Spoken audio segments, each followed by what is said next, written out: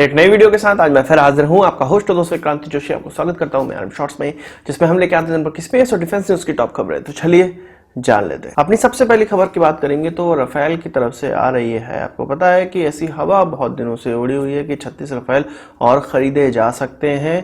जो 36 Rafale order दिया गया है उसके अलावा तो अब यह खबर निकल कर आ रही है कि डसॉल्ट एविएशन के अधिकारी एचएएल के साथ बातचीत में लगे हुए हैं कि राफेल के कुछ कंपोनेंट एचएएल में बनाए जाएं यदि फर्दर उनको कॉन्ट्रैक्ट प्राप्त होता है। तो आप जानते हैं कि 2012 में यही डसॉल्ट एविएशन था जिसने एचएएल को यह कह के अपना पार्टनर नहीं बनाया था या नहीं बनाने का सोच रहे थे कि एचएएल की क्वालिटी खराब हो सकती है, जिसकी जिम्मेदारी डसॉल्ट एविएशन नहीं लेगा। यदि एयरक्राफ्ट में कोई प्रॉब्लम आती है तो उसकी जिम्मेदारी डसॉल्ट एविएशन नहीं लेगा। इसके अलावा उनका यह भी कहना था कि एचएएल 3 गुना ज्यादा मैन पावर का इस्तेमाल करेगा इस एयरक्राफ्ट को बनाने में, जो कि उनके लिए सही नहीं है और उनका ज्यादा खर्चा इसमें लग सकता है। इसलिए वो एचएएल के साथ आगे नहीं बढ़ना चाहते थे, जिसके बाद 2016 में उनको फ्लाईवे कंडीशन में एयरक्राफ्ट देने का कॉन्ट्रैक्ट मिला, जिसके बारे में हम सभी लोग जानते हैं। तो क्या इस बार डसॉल्ट एविएशन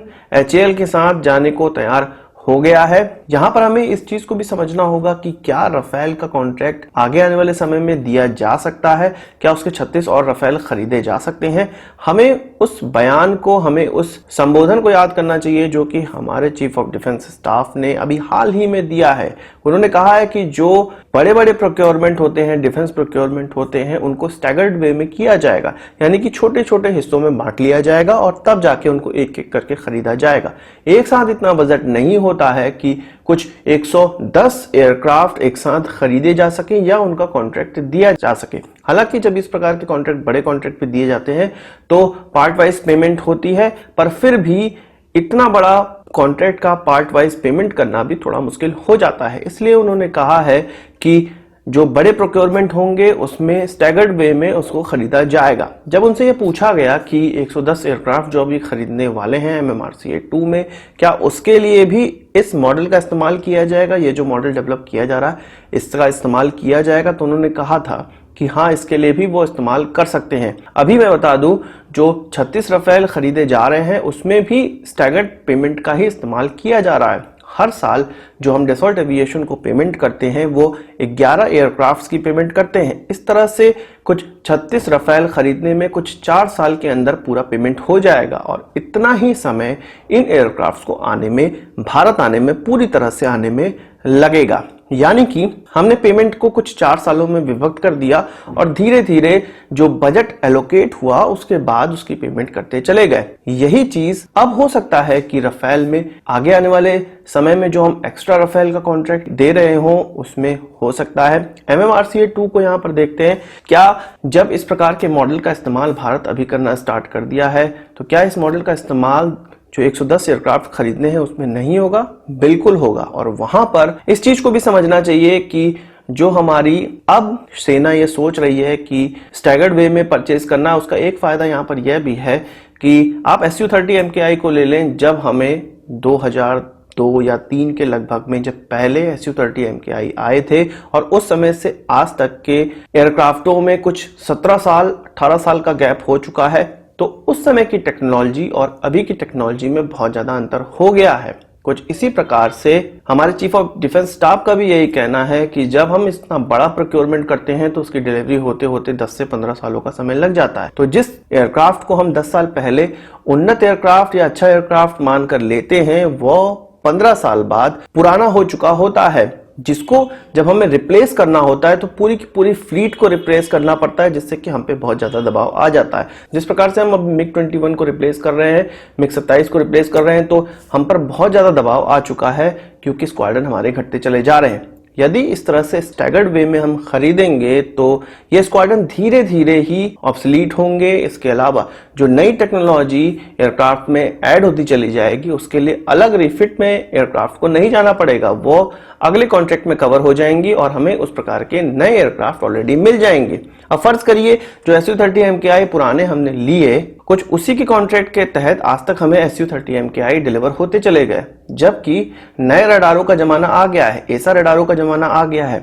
अब यदि इन एसा रडार्स को इन एयरक्राफ्ट में लगाने हैं तो रिफिट में जाना पड़ेगा, ओवरहॉलिंग में जाना पड़ेगा। इसके अलावा जब हमें ब्रह्मोस इनमें लगाना हुआ तो पूरे के पूरे एयरक्राफ्ट में अलग से इस प्रकार की व्यवस्था बनानी पड़ी कि ब्रह्मोस इनके द्वारा लॉन्च किया जा सके। यदि इस 272 जो हम Su-30 MKI खरीदे हैं उसमें पार्ट वाइज स्टैगर्ड करके उनको खरीदा जाता तो जैसे जैसे समय गुजरता जाता हम उसमें नई नई टेक्नोलॉजी अपडेट करते जाते और जो एकदम नया हमारे पास Su-30 MKI आता उसमें किसी भी प्रकार के रिफिट की आवश्यकता नहीं होती और वो टेक्नोलॉजिकली अपने पुराने Su-30 MKI से बहुत ज्यादा बेहतर होता। इसी चीज का इस्तेमाल करना चाहती है अब सेना। तो ऐसा कयास लगाया जा रहा है कि जब 4 साल बाद राफेल का F4 वाला वेरिएंट आ जाएगा, क्योंकि 2023 में कहा जा रहा है कि डेवलप हो जाएगा F4 वाला वेरिएंट, और उसी समय कहा जा रहा है कि हो सकता है 36 और राफेल का कॉन्ट्रैक्ट भी दिया जाए, तो हमें नए राफेल मिलने की पूरी संभावना बन जाती है। स्टैगर्ड वे में खरीदने में यह भी है कि यदि इन 72 राफेल से हमारा काम हो जाएगा तो हम किसी दूसरे एयरक्राफ्ट को भी चुन सकते हैं। यहां पर ध्यान देना होगा कि हम तेजस भी साथ साथ खरीद रहे हैं, जिससे कि जो पुराने हमारे एयरक्राफ्ट को चेंज करना है या उनकी संख्या बनाए रखनी है उसमें भी हेल्प होने वाली है। तो ये बिल्कुल भी माना जा सकता है कि आगे 4 साल में हमें फिर से राफेल का कॉन्ट्रैक्ट देखने को मिलेगा, और ऐसा भी माना जा सकता है कि MMRCA 2 के तहत कोई भी एयरक्राफ्ट न खरीदे जाएं या एक सिंगल ऑर्डर में न खरीदे जाएं। ऐसा हो सकता है कि कुछ 25 एयरक्राफ्ट या 35-36 एयरक्राफ्ट, जिस तरह 2 स्क्वाड्रन की बात की जा रही है, वो कोई अलग हो, उसके बाद कुछ अलग एयरक्राफ्ट खरीदे जाएं, उसके बाद कुछ अलग एयरक्राफ्ट खरीदे जाएं और साथ में हमारा तेजस चलता रहे। तो इस प्रकार का पूरा प्लान है अब आगे आने वाले समय में एयरक्राफ्ट यदि खरीदे जाएंगे तो। वही बात करें S-400 की, जो कि भारत को रशिया से मिलने वाला है। इनिशियली इसकी जो डिलीवरी की डेट मानी गई थी वो 2020 के अंत तक मानी गई थी, और फिर इसकी डेट कुछ 2021 के अंत तक हुई, और इसके जो 5 रेजिमेंट का हमें डिलीवरी मिलनी थी वो कुछ कहा जा रहा था 2023 तक हो जाएगी पूरी की पूरी डिलीवरी। पर अब 17 फरवरी 2020 को एक रशिया की तरफ से भारत को पत्र जारी हुआ है जिसमें कि ये कहा गया है कि 2 साल इसकी डिलीवरी डिले हो रही है, यानी कि जो 2023 तक हमारे पास 5 रेजिमेंट आ जानी थी वो अब 2025 में हमें मिलेंगी। तो भारत का जो तैयारी है, भारत की जो अपनी हवाई सीमा को सुरक्षित करने की जो तैयारी है, उसको बहुत बड़ा यह धक्का माना जा सकता है। यहाँ पे हमें समझना होगा कि रशिया ऐसा क्यों कर रहा है। इसके 2-3 कारण हो सकते हैं। भारत में डोनाल्ड ट्रंप की यात्रा है, कहा जा रहा है कि हम अमेरिकन एयर डिफेंस सिस्टम खरीद सकते हैं। तो क्या रशिया का एक तरह से ये विरोध है कि हम अमेरिकन सिस्टम ना खरीदें, वो भारत में मोनोपोली चाहते हैं? इससे पहले हम लोग जानते हैं कि हम लगभग 70% हथियारों का जो इस्तेमाल कर रहे हैं, जो खरीदे जाते हैं, वो रशिया से ही होते हैं। तो रशिया अपना जाता हुआ मार्केट देखकर क्या भारत को इस प्रकार से ब्लैकमेल करने का प्रयास कर रहा है, या कामोव हेलीकॉप्टर में जो हम लोग उनसे नेगोशिएशन कर रहे हैं, उसके जो इंडियनाइजेशन की नेगोशिएशन कर रहे हैं कि ज्यादा से ज्यादा भारत में ही उसको बनाया जाए, क्या उसके लिए भी भारत को वो ब्लैकमेल कर सकता है? या काल्सनिकोव की जो राइफल है AK-203, उसके लिए इस प्रकार की चीजें की गई हैं?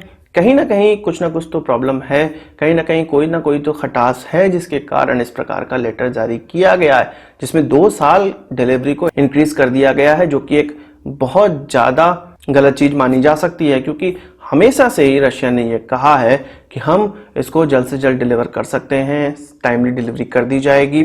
उनका यह एक्सक्यूज है, यह माना जा रहा है कि ये जो देरी की जा रही है ये इस कारण से कि 15% की जो उनको इनिशियल पेमेंट करनी थी भारत को, रशिया को जो करनी थी, उसमें यूएस का सैंक्शन था, जिससे कि हम पेमेंट ट्रांसफर नहीं कर पा रहे थे और कोई बीच का रास्ता निकाला जा रहा था। अब जब बीच का रास्ता निकला, उनको पेमेंट हुई 15%, तब जाके वो हमारे ऑर्डर को अब एग्जीक्यूट करने लगे हैं, और इस देरी के कारण ही इस सिस्टम की डिलीवरी में देरी हो रही है, रशिया का ऐसा कहना है। आपको क्या लगता है कमेंट बॉक्स में जरूर बताइएगा। आप जानते हैं कि यूएन के सेक्रेटरी जनरल अंटोनियो गुटेरेस की पाकिस्तान यात्रा चल रही है। 3 दिन की यह यात्रा होने वाली है।